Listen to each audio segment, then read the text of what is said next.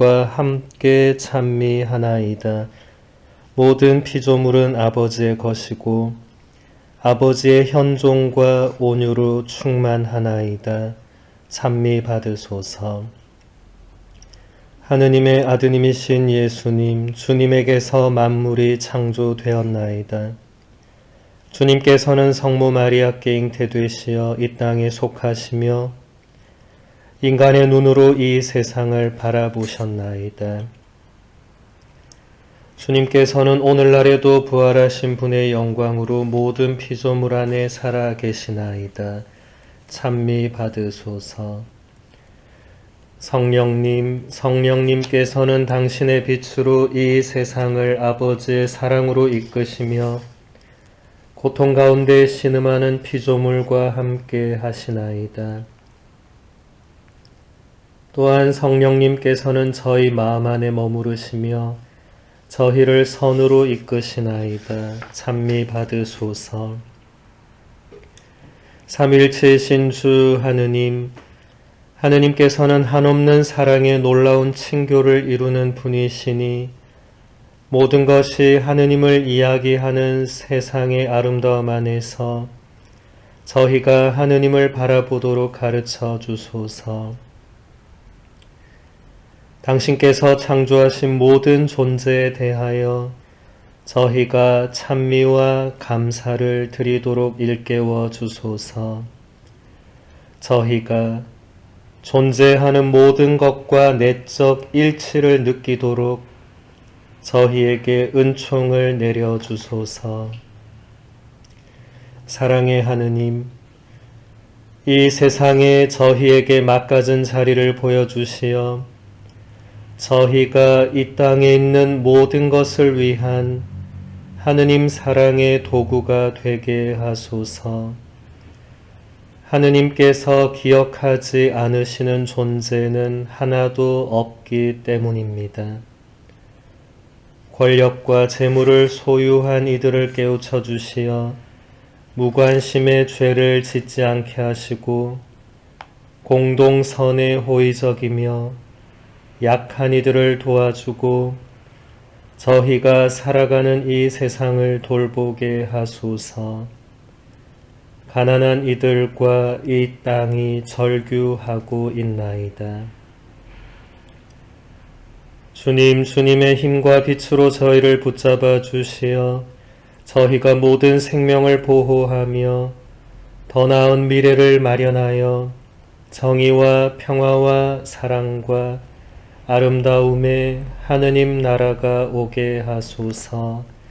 찬미 받으소서. 아멘.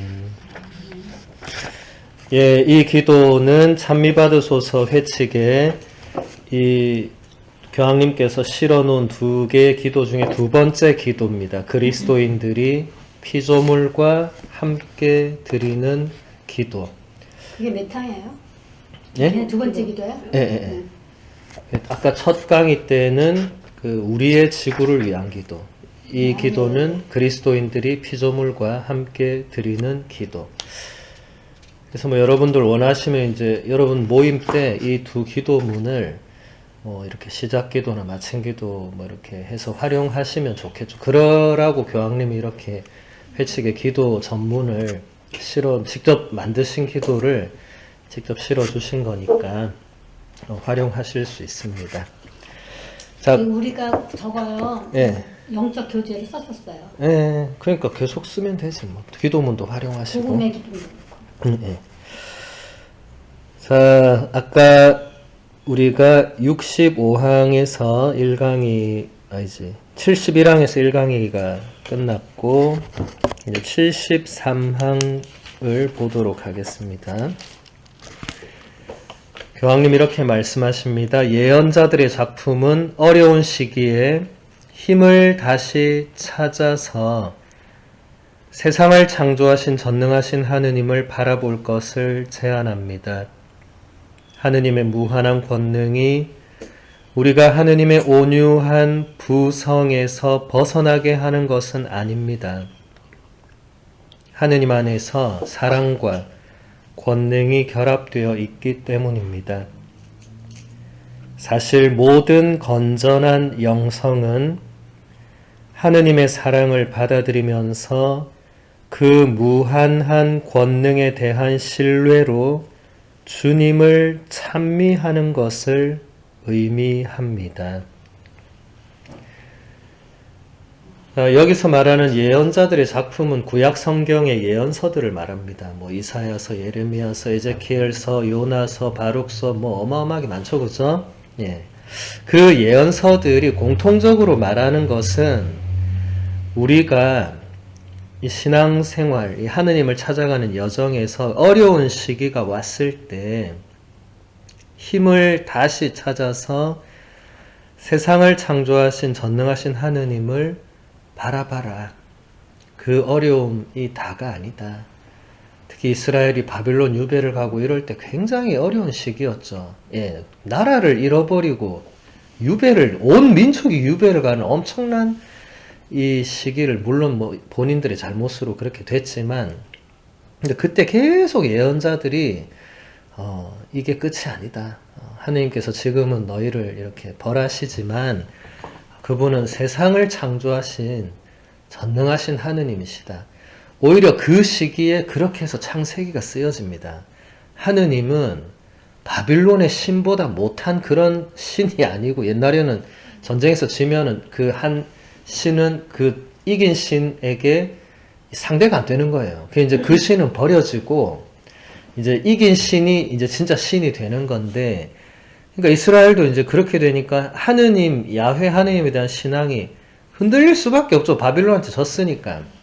그런데 이게 신들의 전쟁에서 그게 문제가 아니라 사실 이스라엘 제가 죄를 많이 지어서 하느님이 그렇게 하신 건데 못 깨달은 사람이 많았겠죠. 그래서 예언자들이 그런 메시지를 이제 백성에게 알려준 것이고 제가 늘 얘기하지만 성경의 이야기는 남의 이야기, 옛날 이야기, 전래동화, 그리스 로마 신화가 아니라 지금 우리의 이야기, 지금 나의 이야기입니다. 예. 나도 바빌론 유배의 시기가 있었고 지금도 바빌론 유배일 수도 있고 앞으로 그런 시기가 올 수도 있는 거죠. 그런 시기에 세상을 창조하신 전능하신 하느님을 바라보면서 다시 힘을 되찾아라. 이런 메시지죠. 모든 건전한 영성이 하느님의 사랑을 받아들이면서 그 무한한 권능에 대한 신뢰로 주님을 찬미하는 것이다. 여러분들이 신앙생활을 하면서 뭔가 열심히 하는 그런 모든 것들이 어떤 의미를 지니냐. 교황님이 지금 그걸 말씀하시는 거죠. 그냥 나 혼자 만족하려고 우리 집만 잘 되면 되게 하려고 이런 차원이 아니고 일단 하느님의 사랑을 받아들이는 거다. 구체적으로 말하면 하느님께서 나를 사랑하신다는 이 어마어마한 사실을 내가 받아들인다는 거다. 비록 지금 굉장히 어렵고 내가 힘들고 내가 다른 사람보다 훨씬 못한 처지에 있다 할지라도 하느님께서 나를 사랑하신다. 비록 내가 계속 그분의 뜻을 거스르고 죄를 짓고 한다 할지라도 하느님께서 나를 사랑하신다. 이것을 받아들이는 게 건전한 영성, 참된 영성이다. 그렇게 받아들이고 나면 하느님의 그 무한한 자비로움, 권능 뭐 이런 것을 우리가 신뢰하지 않을 수가 없겠죠. 그러면서 주님을 찬미할 수밖에 없습니다. 아까 교황님의 기도에서 찬미를 드리는 게 계속 나오잖아요. 예. 우리도 그렇게 주님을 찬미하면서 살아야 됩니다. 이 대자연 보세요. 다 주님을 찬미하고 있는 겁니다. 더 아름다운 대자연은 다 주님을 찬미하고 있는 거예요. 가만히 있는 게 아닙니다. 예. 죽어 있는 게 아니잖아요. 살아 숨쉬면서 주님을 찬미하죠. 77항에서 교황님이 이렇게 말씀하십니다. 주님의 말씀으로 하늘이 만들어졌네. 이것은 세상이 결단의 결과로 만들어진 것이지 혼돈이나 우연의 산물이 아니라는 것을 말해주며 세상을 더욱더 찬미하게 해줍니다. 창조의 말씀은 자유로운 선택을 나타냅니다. 세상은 자의적인 전능, 곧 힘의 과시나 자기 과시의 욕망에서 생겨난 것이 아닙니다. 창조는 사랑의 질서입니다. 주님의 말씀으로 하늘이 만들어졌네. 이것은 시편 33편 6절의 말씀을 교황님 인용한 거고, 시편에서는 이런 비슷한 내용의 찬미가가 많이 등장하죠. 이 말씀들이 말하는 것은 이 세상이 그저 혼돈에서, 그저 우연적으로 발생해서 이렇게 유지되고 있다. 많은 사람이 그렇게 생각하죠. 예. 근데 그게 아니고 어떤 결단의 결과로 창조주신 하느님께서 내가 이런 세상을 창조해야겠다고 결단하신 그 결과물이라는 겁니다. 예. 그래서 온 세상은 그렇게 결단을 하신 하느님께 감사와 찬미를 드려야 되는 거죠. 제가 뭐 여러 강의에서 얘기하지만 우연이 계속되면 우연이 아닙니다. 그거는 그냥 보통 사람도 다 알아듣는 거예요. 우연이 계속되면 그게 어떻게 우연이에요. 우연은 어쩌다 한번 일어나면 그냥 우연히 그렇게 되나 보다.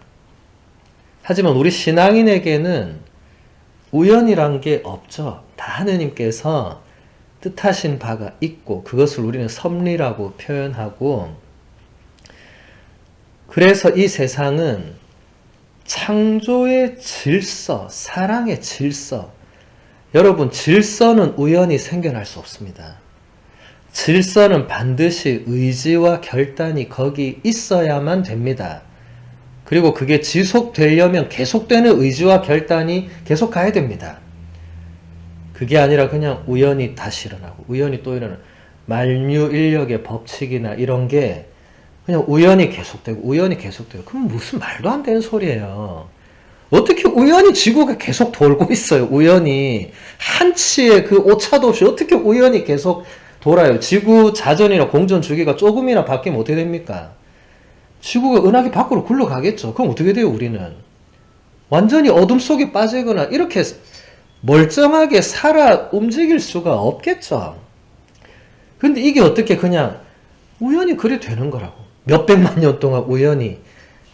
저는 그렇게 믿는 그 사람이, 과연 저 사람이 진짜 조금이라도 생각을 한다면 우연히 우연을 만들거나 우연히 우연을 지속하는 것은 말이 안 되잖아요. 네.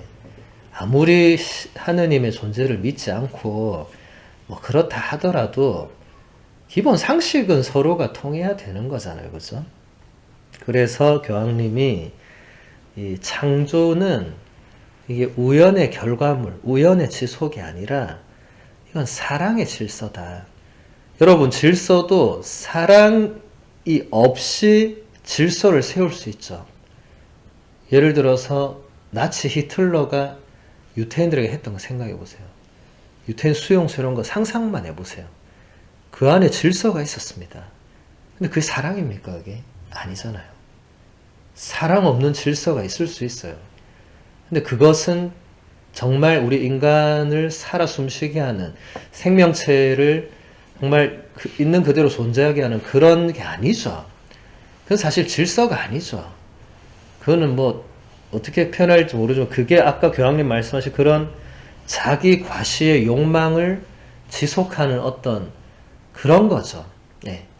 하느님께서 세상을 그렇게 만드셨으면 이 세상이 이렇게 아름답게 유지되거나 우리가 이 세상에서 이런 아름다움을 누릴 수가 없겠죠. 저는 나치 수용소 가서 그 수용소 안에 그 꽃들이 너무 아름다운 거 보고 너무 충격을 받았어요. 이 아름다운 곳에서 도대체 인간이 무슨 짓을 했는가. 예. 꽃들은 그때도 있었을 거 아니에요.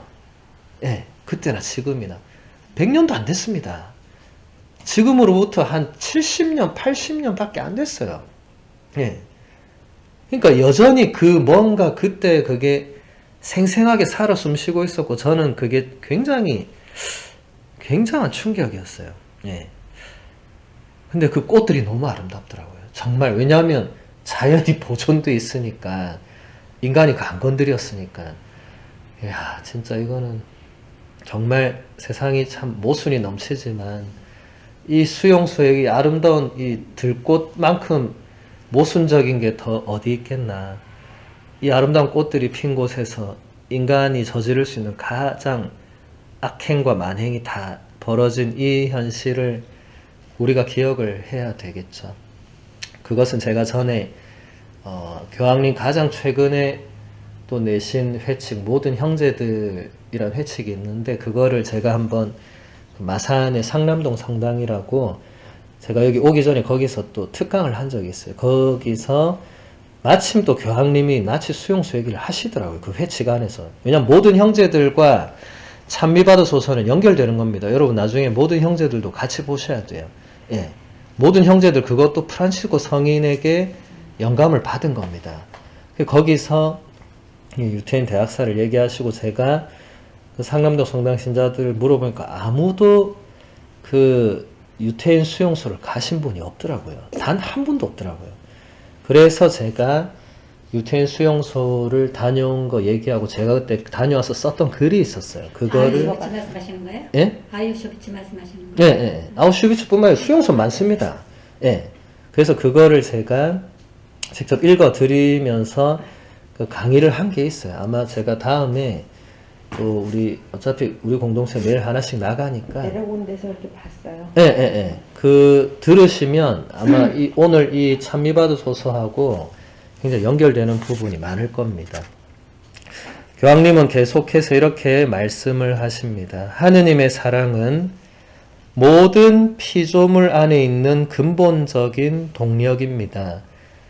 당신께서는 존재하는 모든 것을 사랑하시며 당신께서 만드신 것을 하나도 혐오하지 않으십니다. 당신께서 지어내신 것을 싫어하실 리가 없기 때문입니다. 그래서 모든 피조물은 그 각자의 자리를 세상에 마련해 주신 하느님 아버지의 온유함의 대상입니다. 가장 하찮은 것에 덧없는 생명조차도 하느님 사랑의 대상이며 아주 잠깐 살아있어도 하느님께서는 그것을 사랑으로 감싸 안아 주십니다. 굉장히 아름다운 표현들이죠. 저는 이런 표현들을 우리가 많이 읽고 접하고 느끼고 해야 된다고 생각을 합니다. 교황님은 지혜서 11장 24절의 말씀을 그대로 인용했습니다. 하느님 당신께서는 존재하는 모든 것을 사랑하시며 당신께서 만드신 것을 하나도 혐오하지 않으십니다. 당신께서 지어내신 것을 싫어하실 리가 없기 때문입니다. 여러분 창세기 1장을 한번 생각해 볼게요. 창조하실 때 하느님께서 손수 만드신 모든 것을 보시고 우리말로는 보시니 좋았다 되어 있었는데 그게 보시고 당신이 너무 기뻐하셨다. 이 모든 피조물, 그럼 그 중에는 큰 거, 작은 거, 하찮은 거, 하루살이까지 모든 것을 보시고 기뻐하셨다고. 예. 하느님께서 그렇게 기뻐하셔놓고는 다음날 보고, 얘는 좀 아니네. 이렇게 하는 분이 아니라는 거죠. 우리는 그럴 수 있지만, 우리는 어제 좋아했다고 오늘 싫어하고 내일은 다시 좋아했다. 이럴 수 있지만, 하느님은 우리 같은 분이 아니잖아요. 그래서 모든 피조물이 하느님의 그 사랑의 대상이다. 이게 우리가 이 공동의 집을 우리가 이 모든 피조물을 우리도 그런 사랑으로 온유함으로 대해야 하는 그런 근거가 되는 거죠. 80항에서 교황님은 이렇게 말씀하십니다.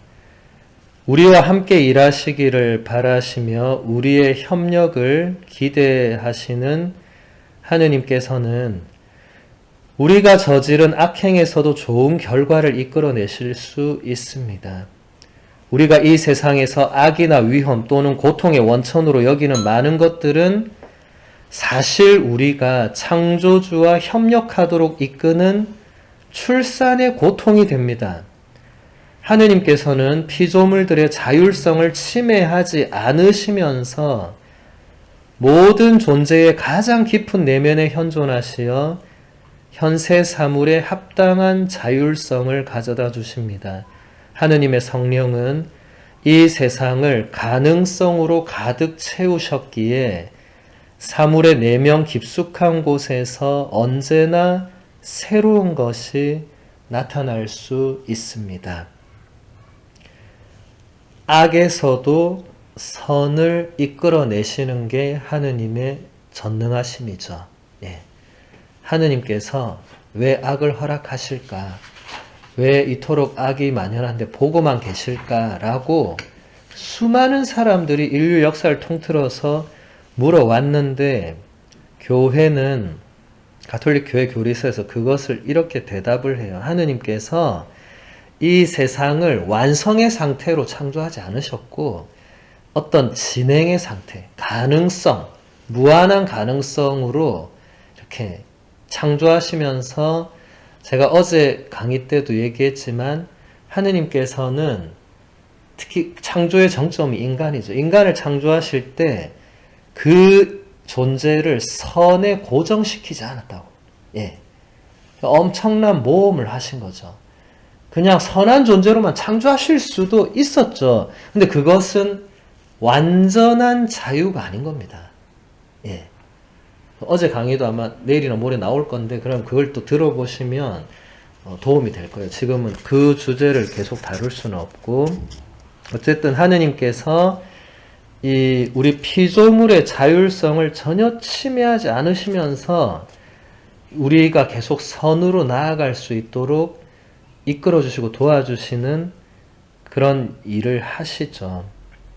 그래서 여기서 교황님의 아주 중요한 통찰은 우리가 살아가면서 겪는 악이나 위험 또는 고통의 원천으로 여기는 것들이 사실은 우리가 하느님과 협력하도록 이끄는 그런 출산의 고통.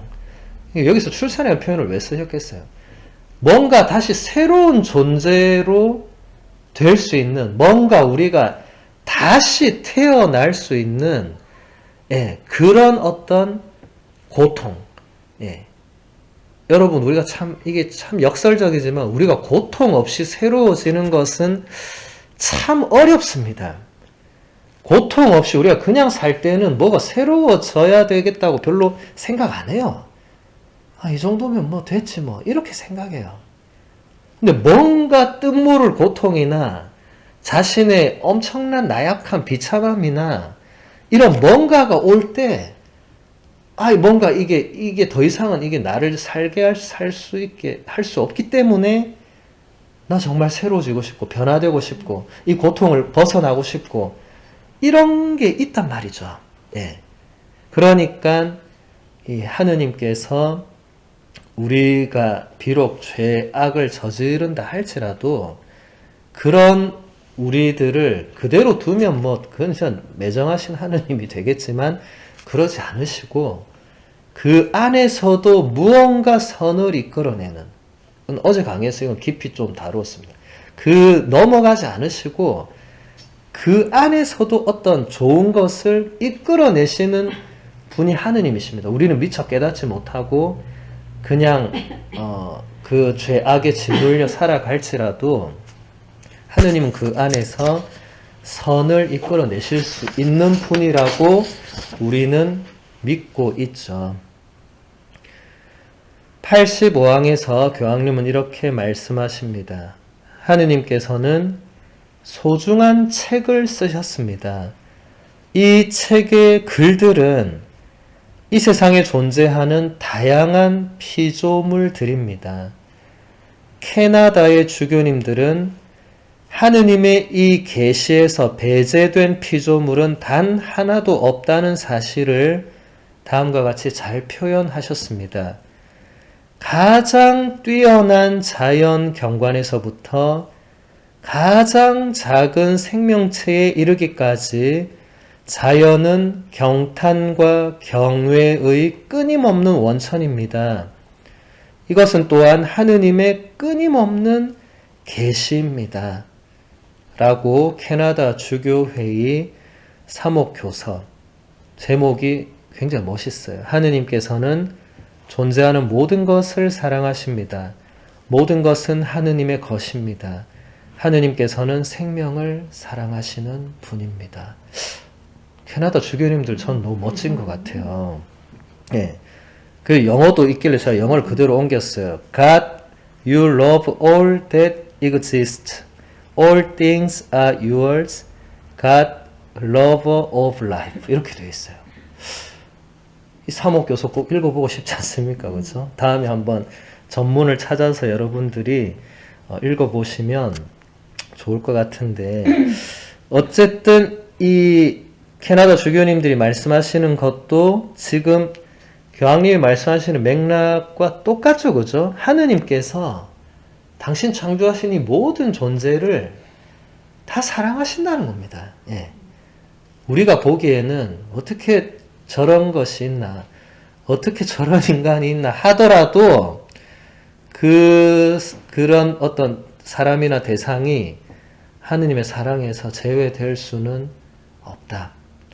예수님께서 유다를 끝까지 안고 가셨다는 것을 우리는 생각해야 됩니다.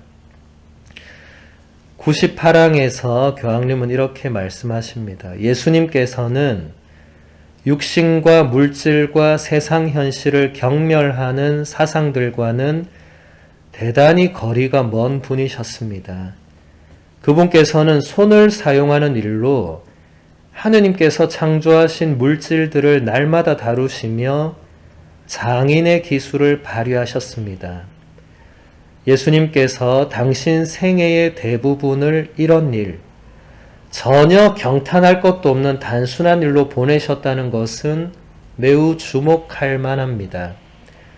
이렇게 예수님께서는 노동을 신성한 것으로 만드셔서 우리가 성숙하는 데에 노동이 특별한 가치가 있도록 하셨습니다.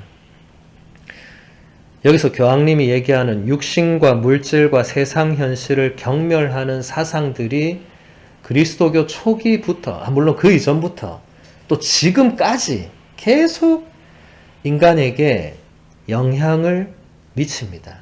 네. 그러니까 손으로 이렇게 일하는 거 있잖아요. 이런 거를 되게 무시하고 하찮게 생각하고 이런 사상, 이게 사람들 안에도 있지만 이게 어떤 종교적인 그런 사상들도 꽤 있거든요. 예. 우리 공동체는 영적인 것만 추구한다. 우리 공동체는 이 의인들의 공동체니까 우리는 그런 거 안 한다. 그런 집단들이 초창기부터 너무 많았어요. 예. 근데 예수님 공생활 기간이 길어요? 사생활이 길어요?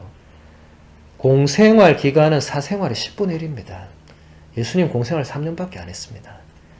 사생활은 무려 30년입니다. 30년 동안 뭐 하셨는지 우리가 정확하게 다 알 길은 없지만 우리가 적어도 유추할 수 있는 것은 예수님은 아버지가 목수이셨기 때문에 적어도 목수일을 하셨다는 것은 알 수가 있죠. 왜냐하면 사람들이 예수님을 향해서 저 사람은 목수 아닌가? 저 사람 목수 아들 아닌가? 예전에는 부자 같이 일했으니까. 네. 근데 교황님은 그 부분을 주목을 합니다. 하느님의 아드님께서 이 손으로 직접 이 하느님 창조된 물질, 주로 나무죠, 그죠? 그것을 날마다 30년 가까이 전혀 특별할 거 없는 일을 하느님의 아드님이 하셨다는 것에 주목을 하자.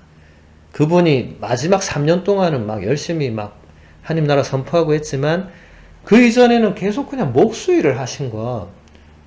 그게 하찮은 거, 그런 게 아니라는 거죠. 노동이 거룩한 일이라는 겁니다. 예. 우리가 손으로 하는, 몸으로 하는, 여러분 특히 집에서 청소하고 빨래하고 이런 모든 것이 이게 사람을 살리는 일이고 창조에 협력하는 일이고 하나님께서 굉장히 귀하게 여기는 일이고 우리가 성숙하고 성장하는데 특별한 가치가 있는 일입니다. 별거 아닌 일이 아니에요. 그것만 열심히 해서 성인된 분 있잖아요. 소화대리사. 소화대리사 성녀는 24살에 돌아가셨지만 15살에 수도원 입회해서 24살까지 9년 동안 가르멜 수도에서 밖으로 한 번도 안 나오셨고 그 안에서 맨날 청소하고 빨래하고 바느질하고 기도하고 청소하고 빨래하고 바느질하고 기도하고 청소 이것만 하셨어요. 예. 근데 성인 품에 올랐습니다. 그 사람들이 뭐 특별한 게 있다. 꼭 특별해야만 성인이 되는 게 아니라 그 일에 어떤 의미를 부여했냐. 성녀 소아들에서 자서전 읽어보세요. 그 일에 소아들에서 성녀가 어떤 의미를 부여했는지를 보고 교회가 성인 품에 올린 겁니다. 그래서 여러분들이 집에서 하시는 그 집안 일들 또 밖에서 하시는 일들이 그냥 그저 나를 귀찮게 하고 힘들게 하고 먹고 살기 위해서 어쩔 수 없이 하고 이렇게 의미를 부여하면 이미 끝난 거고 그 일들 안에 내가 어떤 의미를 부여하는가 그게 나를 정말 성장시키죠. 그리고 그게 하느님께서 나에게 원하시는 뜻과도 굉장히 밀접한 관련이 있습니다. 하느님께서는 우리를 일하라고 창조 때부터 아담에게 너는 일을 하라고 하셨지 너는 그냥 편하게 먹고 마시면서 즐겨라 이렇게 하신 적 없어요. 예수님은 한 번도 먹고 마시고 즐기면서만 사신 적이 없어요. 그런 기회가 오셨을 때는 같이 그렇게 하셨지만 예수님은 늘 항상 뭔가를 하고 계셨어요. 네. 그분은 잠시도 쉬실 데가 없었어요. 제자들이 보기 안쓰러울 정도였어요. 늘 지쳐서 한쪽에 주무시고 하던 게 그분이 하느님의 아드님이 뭐하러 그렇게 합니까? 여러분이 하느님의 진짜 아드님으로 왔으면 그렇게 하겠어요? 제자들 12명인데 자, 너가 좀 해라. 나는 좀 있을 테니까 자, 니는 뭐하고 니는 뭐하고 이렇게 안 하겠어요? 근데 그분은 당신이 계속 뭘 하셨어요. 그게 당신이 해야 돼서 하신 것도 있겠지만 우리에게 보여주시는 게 있는 거죠. 그죠? 우리가 여러분들이 집에서 뭐 또 직장에서 혹은 뭐 여러분들 각자 삶의 자리에서 직접 해야 되는 것들이 그게 하찮은 거나 아무것도 아닌 거 아니다. 다 의미가 있고 특별한 것이다. 그런 것을 우리가 배울 수 있고 그 다음 199항에서 교황님은 이런 말씀을 하십니다. 저는 다음과 같은 사실을 강조하고 싶습니다. 종교적인 고전들이 모든 시대에 중요한 의미가 있습니다. 이러한 저술들은 새로운 지평을 열어줍니다. 오로지 특정 저술들이 종교적 신념의 맥락에서 생겨났다는 이유만으로 이를 어둠 속에서 폐기시키는 것이 과연 합리적이고 현명한 일이겠습니까? 여러분, 이 시대는 더 이상 고전을 필요로 하지 않습니다. 예. 아까 교황님 말씀하신 그 디지털 세상이 모든 것을 휩쓸면서 이제 사람들은 책도 안 읽고 고전은 더 안 읽고 이제 어떻게 하면 이 새로운 뭔가에 이 빨리빨리 가서 이걸 빨리 습득하느냐가 이제 모든 것을 좌지우지하는데 교황님은 그게 아니라 종교적인 고전은 그 시대를 넘어서서 모든 시대에 중요한 의미를 가져다 준다고. 네. 그런 책들은 새로운 지평을 열어준다. 그래서 여러분 교회는 지금도 제가 얘기하듯이 성령 소아들에서 자서전 읽어봐라. 아우구스티노 성인의 고백록 읽어봐라. 신부님 그런 옛날 책 재미도 없는 거 왜 읽으라고 하세요? 읽어야 본인에게 새로운 지평이 열리니까. 여러분 유튜브나 넷플릭스가 여러분에게 새로운 삶의 지평을 얼마나 열어줬습니까? 저는 그게 새로운 삶의 지평을 연 게 아니라 더 그 가상의 세계, 있지도 않은 현실 세계를 그냥 망각하게 하고 그냥 거기에 안주하게 하고 거기서 행복을 느끼기는커녕 오히려 더 거기서 뭔가 이 절망하고 허무주의에 빠지고 그게 인간이 참된 삶을 사는 게 아니에요. 네. 그건 가상적인 현실이지, 현실도 아니죠. 그냥 가상의 공간이지, 이렇게 우리가 직접 눈을 마주치고 이야기를 듣고 뭔가를 느끼고 하는 이게 아니잖아요. 예. 직접 내 손으로 뭔가를 열심히 하고 이것도 아니잖아요. 그거는 정말 제가 볼 땐 그거야말로 의미 없는 세상입니다. 그래서 교황님이 종교적 고전들, 이것은 뭐 꼭 우리 종교만 지금 말하는 게 아니죠. 지금 교황님이 우리 교회 고전을 읽어라 이게 아니라 어느 종교든지 고전들이 있고 그것은 우리에게 새로운 지평을 열어줄 수 있죠, 여러분. 여러분 탈무드 읽으면 그 유대인만 읽어야 되는 책 아니죠. 우리가 지금 읽어도 엄청난 그 지혜로운 책이죠. 예. 그래서 우리는 이렇게 뭔가 세상을 살아갈 때 뭔가 막히고 앞이 보이지 않을 때 여러분들은 그 고전을 다시 읽으면 도움됩니다. 예. 왜냐하면 여러분이 한 번 읽었다고 다 기억하는 거 아니에요. 3번 읽어도 또 그 안에서 모르고 있는 거 있을 수 있고, 고전은 다시 읽어도 다시 읽어도 다시 읽어도 우리에게 새로운 지평을 열어줍니다. 그것은 분명한 사실입니다. 200항에서 교황님은 이런 말씀을 하십니다. 믿는 이들이 자신의 신앙과 일치된 삶을 살면서 신앙에 모순되는 행동을 하지 않도록 촉구해야 합니다. 이들이 하느님의 은총에 마음을 다시 활짝 열고 사랑과 정의와 평화에 대한 자신의 깊은 신념에서 힘을 얻도록 권유해야 합니다. 믿는 이들은 우리를 말씀하시겠죠. 자신의 신앙과 일치된 삶을 살아야 된다. 이건 우리에게 가장 큰 과제일 겁니다. 그리고 신앙에 모순되는 행동을 하지 말아야 된다. 이것도 우리가 지켜야 되는 힘든 과제죠. 이건 모르는 사람은 아무도 없습니다. 근데 이게 얼마나 어려운지를 대부분 절감하죠. 간디가 인도를 독립시킨 그 뛰어난 사람이 우리 그리스도교의 마지막까지 들어오지 않았어요. 근데 간디는 복음서를 항상 옆구리에 끼고 다녔어요. 간디가 비폭력 정신 저항 운동한 게 예수님의 그 산상설교에 너의 오른뺨을 때리는 자에게 왼뺨을 내밀으라는, 여기에 간디가 영감을 받습니다. 그리고 그것으로 인도를 독립을 시켜요. 간디는 예수님의 그 복음에서 어마어마한 영감을 얻었는데 그리스도의 신자들 사는 꼬라지를 보니까 이게 뭐야? 이렇게 된 거예요. 쟤는 도대체 뭐지? 창시자가 이래 말하고 행동한 게 다 적혀 있는데 너네는 왜 그렇게 살아? 이렇게 얘기한 거예요. 할 말이 없는 거죠. 간디는 죽을 때까지 세례를 받지 않고 죽었습니다. 참 이거는 우리에게 시사하는 바가 큽니다. 우리가 사는 모습을 보고 누군가가 신앙을 받아들일 거냐 말 거냐를 결정한다는 거예요. 예.